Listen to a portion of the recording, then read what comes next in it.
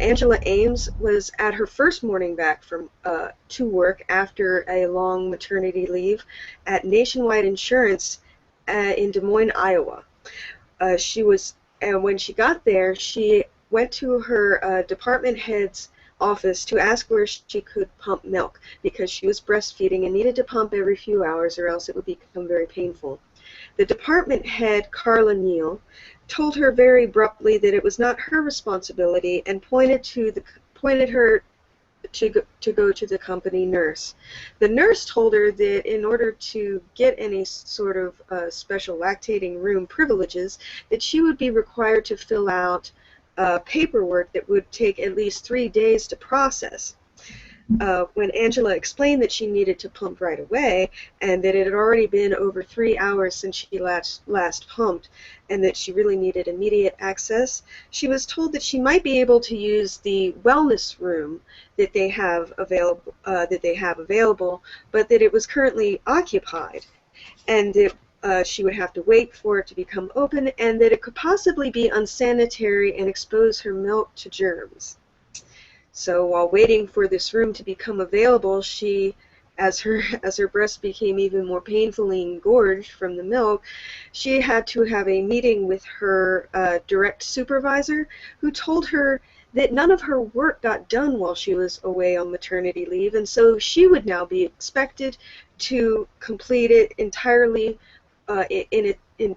within 2 weeks, or she would taking whatever overtime was necessary, or else she would face a penalty for not having it done on time. After this meeting, she went back to Neil's office to ask once again if there was any room that she could possibly use for now in order to pump. And instead of giving her a response to that, she was told, quote, "You know, I think it's best that you go home to be with your babies." And she handed her a pen and paper and dictated to her to write out a resignation letter. Ames has sued for violation of both state and federal laws, and her claims have been supported by the Equal Employment Opportunity Commission, but unfortunately a trial judge has decided to side with Nationwide without even letting the case be heard by a jury, and has stated that he has concluded that there is no reasonable person that could ever think that her working conditions would be seen as unreasonable. Angela's lawyer, however, points out that for those, and quote, "For those of you who have never lactated or been in an unanticipated situation in which someone is preventing you from nursing or pumping for hours, it's almost impossible to imagine what it is like or what it was like for Angela Ames on the day she returned from maternity leave." Angela's lawyer likened it to the experience of having a completely full bladder without not only having any access to a bathroom, but being actively denied access to a bathroom, and then basically being forced to choose between going to a bathroom and keeping your job. These events have also fallen after a string of what I would call harassments from her employers surrounding and regarding her pregnancy, including supervisors calling her at her home and telling her that she might have to cut her maternity leave short because it was just getting too busy at the office, and her bosses warning her in a rather threatening manner, it seems, that taking additional unpaid leave because of medical complications she had during her pregnancy could possibly raise red flags in her career with the company later on down the road. So I'm going to open it up for discussion now, guys. What do you think? Is this unfair? How, why, and is this a case of sexual discrimination? Okay. So I just want to chime in here first with the saying that Nationwide is totally not on your side on this one, or on her side especially. I know. But in my opinion, I don't even really think that this is a war on women's story and, you know, sexual discrimination.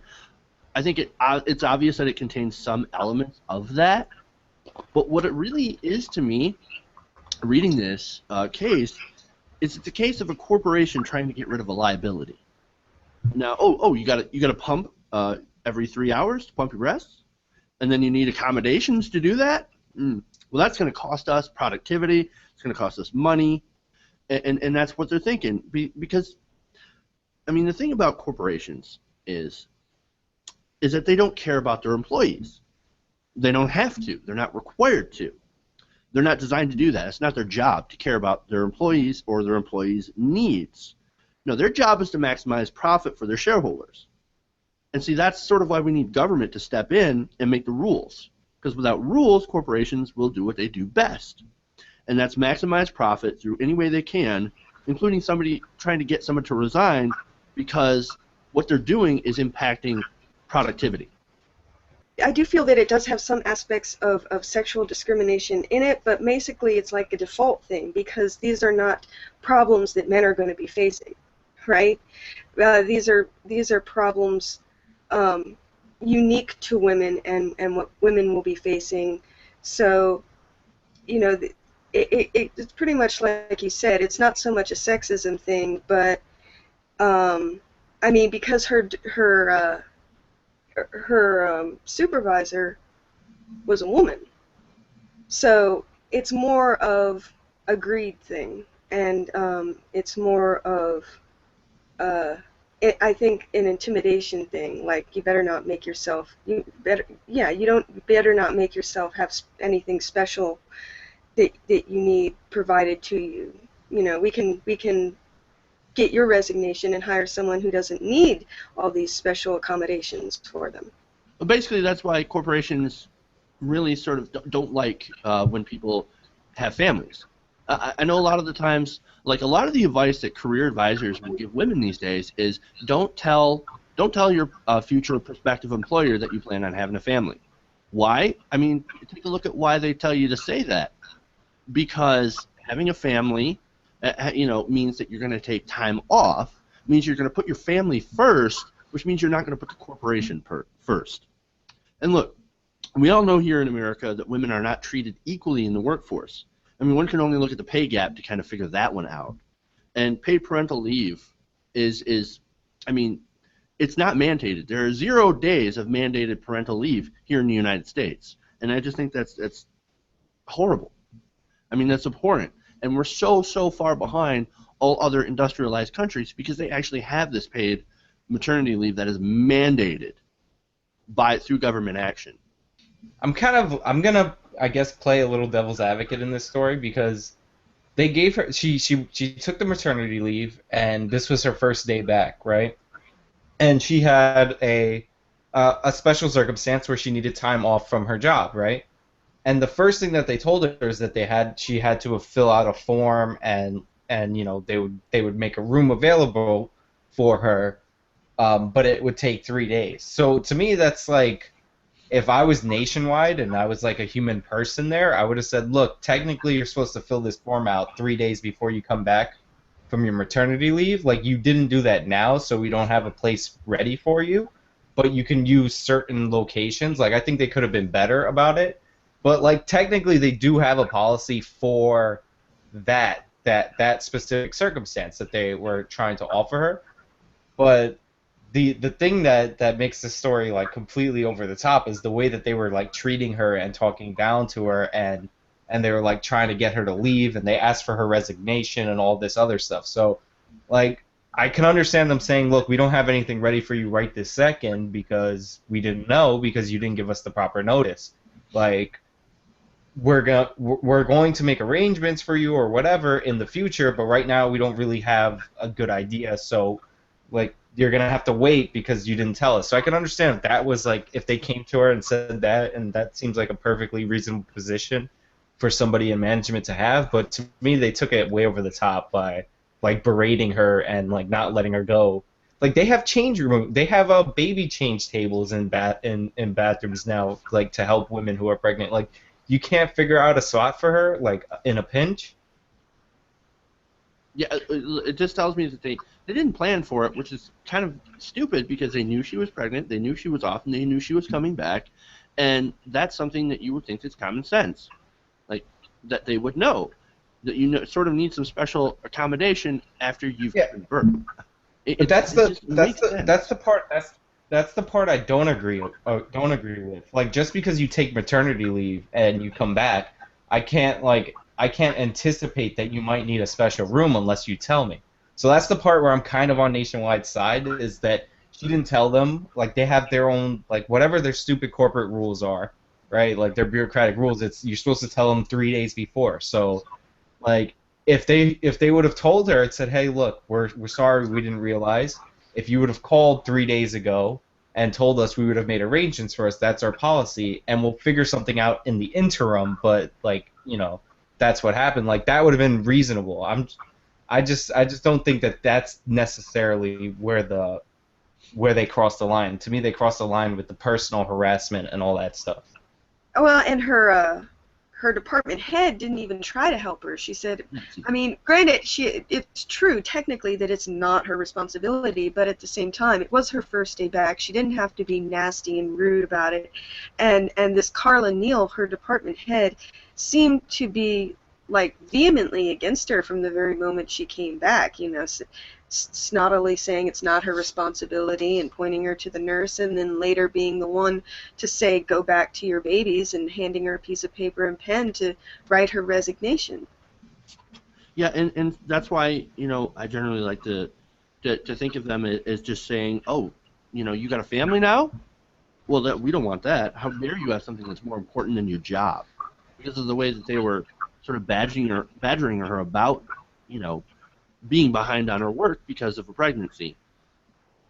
It just right, and to me that is the worst. That is the worst thing, is that they're badgering her and they're sending her around. Like, I can understand if, like, her supervisor was like, this is an HR issue, like a human resources issue, and I'm not in that department. But, like, to me, it's like most problems in our, like, society can be solved by people being reasonable and, like, kinder to each other. Like, you'd be like, listen, technically you're supposed to inform us of that. It's our corporate policy. It's a stupid policy, I'll give you that. But technically you're supposed to inform us that you need special accommodations within 3 days of you returning, right? You didn't do that, so it's going to take 3 days to process. But we're going to work out a quicker arrangement in those 3 days. Like, that would have ended this story right away. There's no reason to send her a million places to say she can't use this room. There's Right. no reason to give her a pen and paper and tell her to resign, and then, like, give the backhanded comment, go back to your babies. Like, all of that was totally unnecessary and over the top. Mm-hmm. But, like, the original thing, it's just like, it's a misunderstanding. It's like, this is what sitcoms are based on, random misunderstandings that don't need to be blown out of proportion. I agree. It's a simple simple sentiment, but you said it well. A lot of our problems on this planet can just be solved if we just be a little bit more decent to each other and treat each other like human beings and like the way that we'd actually like to be treated if we were in the same situation. Right. And one more point about the actual court case, the court decision, which I think is, ridiculous too. Actually ruling against her, knowing all of this stuff. The Eighth Circuit Court ruled against her, and look, I did a little research on some of the Eighth Circuit Court decisions, and it seemed to me that they sided with corporations a lot, and that to me is quite troubling. Like, if there's a labor dispute, and I'm not saying that all of their decisions are automatically sided with corporate. Obviously, I don't know all the specific details to every single case. I just noticed that general trend of making decisions on behalf of corporations against people who are, filing, like, wrongful termination suits and stuff like that. So, I'm thinking that this court sort of leans more corporate, and that's why you have the decision that you have on this case.